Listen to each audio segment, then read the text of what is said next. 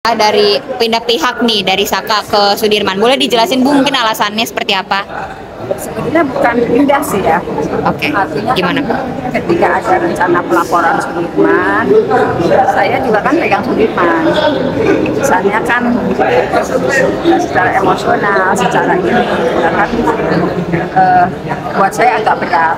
Karena kalau Saka kan sudah di luar, sudah memiliki kebebasan walaupun sebenarnya terpidana. Tetapi karena ada fakta-fakta yang memang saya paham, Sudirman juga seharusnya tidak berada di dalam. Kenapa saya berpikir masalah Sudirman? Jadi sebetulnya bukan, kalau Saka kan sudah ada di luar, yang harus kita perhatikan justru yang ada di dalam. Karena ketika misalnya yang di dalam itu memperoleh haknya seperti yang fakta-fakta yang saya miliki, pasti imbasnya juga ke Saka.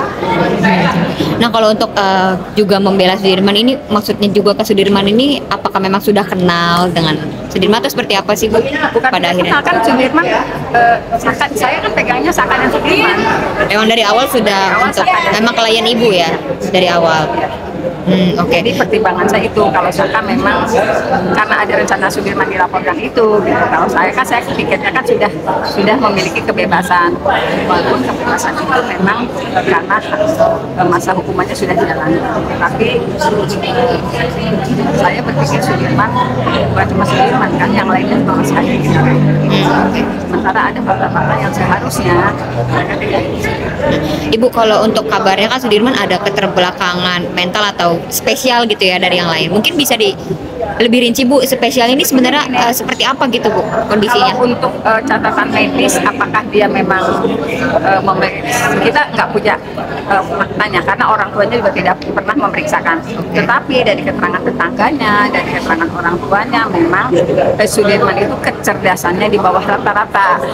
Dia juga kan pendidikannya hanya SD. SD-nya sendiri ada beberapa tahun yang dia tidak naik. Jadi saya sih melihatnya seperti itu.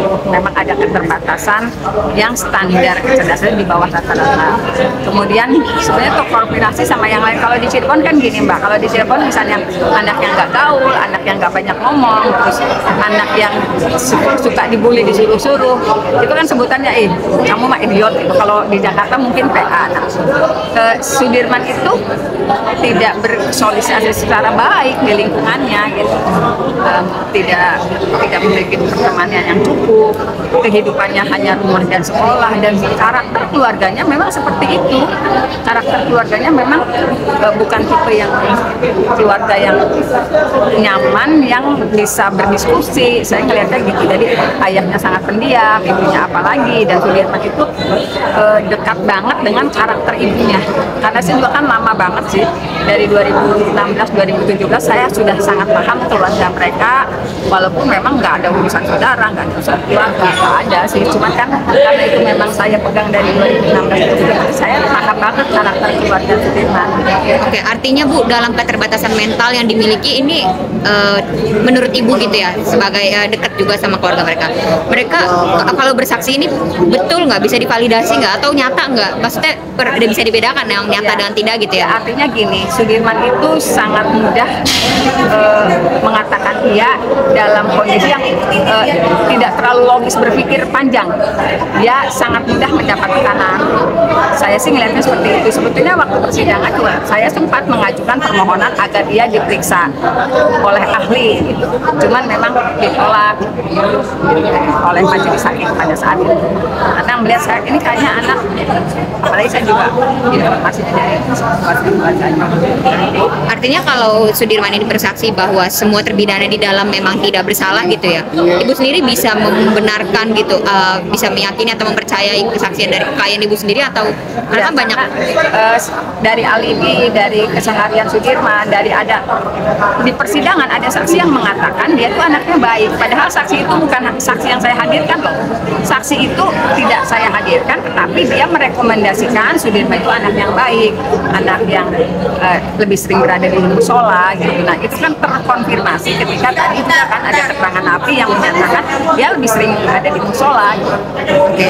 Bu, satu lagi, kalau menurut Ibu sendiri dari keterbatasan yang Sudirman miliki, dia ada upaya untuk bisa nggak membela dirinya sendiri jika dia disalahkan gitu? Atau karena mungkin ada beberapa yang bisa dan tidak ya Bu? Menurut Ibu seperti apa? Saya yang kelihatannya dia kan dia dalam tekanan juga, dia menuruti apa yang ini, kemudian ketika dibujuk dengan bujuk rayu juga dia bisa mengiyakan.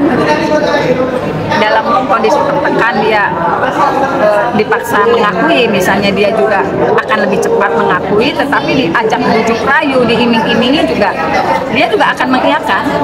Memang tipenya seperti itu menurut keterangan keluarganya. Jadi dia selalu mengiyakan apa yang di briefing sama orang lain. Jadi tidak punya sikap yang tegas sebetulnya, dia tidak punya pendirian yang jejak lah, yang matang gitu dalam usia yang seperti itu. Kalau menurut penuturan keluarganya seperti itu.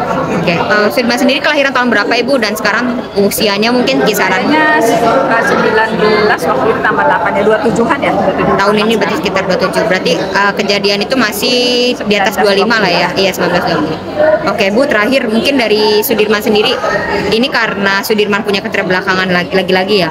Dia bisa nggak mengungkapkan apa yang ingin dia katakan ke Ibu sebagai pengacaranya, apa yang ingin dia kemukakan, hal seperti itu dia bisa nggak Bu? Kayaknya harus orang keluarga terdekatnya, karena itu juga kalau misalnya saya ajak pergi sama dia, dulu coba yang mengerti cara ngomongnya kan biasanya kakaknya. Dengan ibunya, dengan ayahnya sendiri dia agak sulit, apalagi ayahnya pendiam sekali, ibunya juga pendiam. Jadi memang kakaknya yang harus mengkomunikasikan pelan-pelan. Ya mungkin saya juga lagi cari siapa sih teman terdekatnya dia yang bisa, bukan teman terdekat ya, ada nggak yang orang dekat dia yang bisa mengorek apa sih yang terjadi, misalnya kan kita udah lama juga kan. Oke, Bu, maaf Bu, satu lagi, ini kan berhubung Sudirman masih di lapas ya, masih terpidana statusnya, kesaksian kemarin seperti Mel dan Aib itu kan mungkin bisa jadi memberatkan terpidana. Nah, berhubung keduanya menghilang dan mereka disebut-sebut saksi kunci, menurut Ibu sendiri seperti apa sih tanggapannya untuk mereka? Masalah saksi-saksi yang pernah dihadirkan saya bisa ngomong ya, tapi kalau saksi yang tiba-tiba muncul dan tidak pernah dihadirkan saya nggak mau cerita deh. Lagian sekarang kan Sudirman juga keluarganya sudah menyerahkan ke Pak Otto, jadi apa langkahnya juga itu sudah bukan kewenangan saya lagi untuk bicara. Kalau saya kan bicara masalah di Sudirman, kalau kedepannya saya nggak berani ngomong karena keluarganya sudah menyerahkan ke Pak Otto. Menurut Ibu sendiri pantas nggak kalau mereka ini dilaporkan, soalnya ada pengacaranya yang ingin melaporkan mereka berdua berhubung kabarnya soal kesaksian palsu gitu menurut Ibu? Ini sebetulnya kalau dari fakta persidangan yang pertama mengakui itu menurut saksi itu adalah Jaya. Saya bicara fakta persidangan ya. Jaya ini siapa Bu? Jaya itu salah satu terpidana sekarang. Oh iya, karena oke. waktu itu Aep yang tidak pernah dihadirkan di persidangan dalam BAP-nya sangat mengenali Jaya. Makanya itulah sebabnya ada video yang beredar yang pernah diperlihatkan saat persidangan. Jaya mengakui, walaupun belakangan kan ini kan pengakuan itu berdasarkan intimidasi. Tetapi kalau dari fakta persidangan yang mengakui pertama kali melakukan itu adalah Jaya. Kalau fakta persidangan menurut keterangan saksi ya, disinkronkan dengan keterangan Aep, dia sangat mengenali Jaya yang memakai tensoka saat itu. Kalau sekarang masalah Sudirman kan cerita Saka saat ini gitu, yang kita justru tidak mendengar cerita Saka saat ini itu dulu di persidangan, karena kalau dulu kan di persidangan semua juga merasa dianiaya, kemudian di persidangan juga diungkapkan. Saya ngomongnya fakta persidangan aja. Bu, izin satu lagi, ini kan kabarnya kemarin Pak Rudiana diperiksa, ada tanggapan Bu? Aduh Mbak, saya nggak informasi apa-apa. Ya, makasih banyak Terima kasih Bu.